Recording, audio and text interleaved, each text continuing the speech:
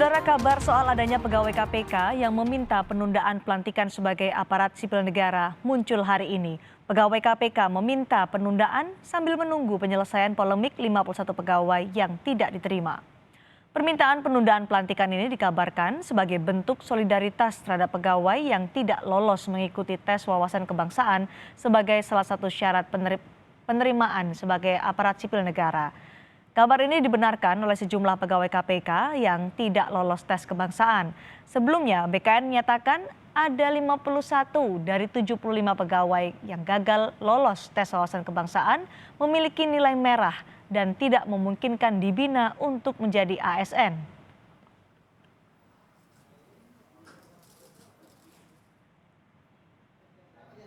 Mantan Direktur Pembinaan Jaringan Kerja Antar Komisi dan Instansi KPK Sujanarko mengatakan ada sekitar 600 pegawai KPK yang lolos tes wawasan kebangsaan dan menunda untuk pelantikan sebagai ASN.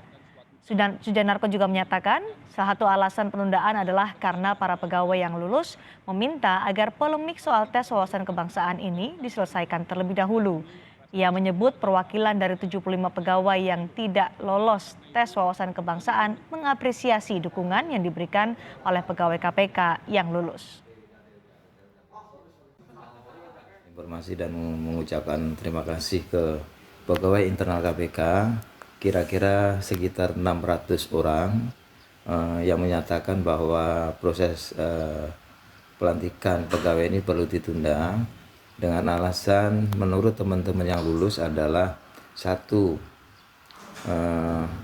proses TWK-nya bermasalah, dua, tidak sesuai dengan undang-undang KPK, dan yang ketiga alasannya adalah tidak mengikuti apa yang sudah diputuskan di MK.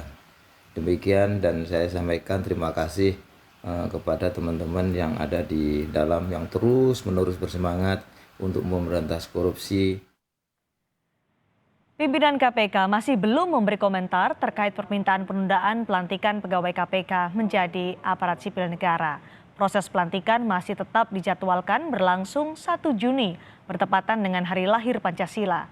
Ada sekitar 1.271 pegawai KPK yang lolos tes asesmen dan akan dilantik sebagai ASN.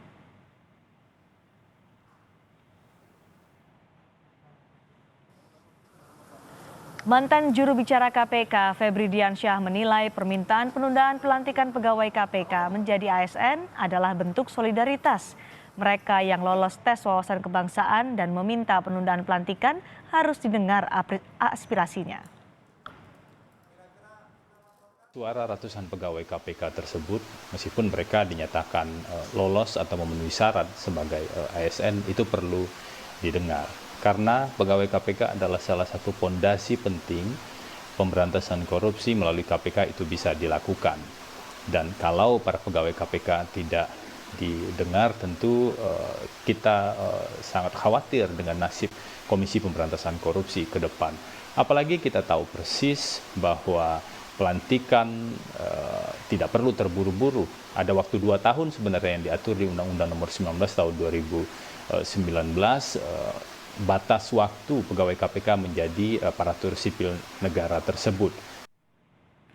Soal 75 orang pegawai KPK yang tidak lolos tes wawasan kebangsaan mendapat sorotan dari Presiden PKS Ahmad Syahiku. Saat memberikan pidato dalam acara hari ulang tahun ke-19 PKS di Jakarta, Syahiku mengatakan keputusan memberhentikan 51 pegawai KPK yang tidak lolos tes wawasan kebangsaan menyakiti nurani publik. PKS, atas nama wawasan kebangsaan dan cinta Indonesia, para pejuang anti korupsi ramai-ramai disingkirkan. Menyaksikan fakta ini, rasa keadilan rakyat pun semakin terkoyak-koyak.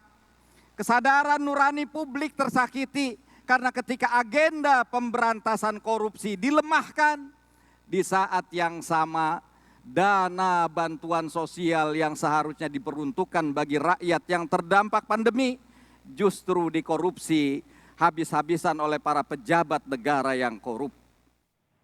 Informasi terkini soal permintaan penundaan pelantikan pegawai KPK yang lolos sebagai ASN akan disampaikan jurnalis Kompas TV Agi Kurniasandi. Agi, bagaimana respon KPK terhadap informasi soal permintaan penundaan pelantikan sebagai ASN ini?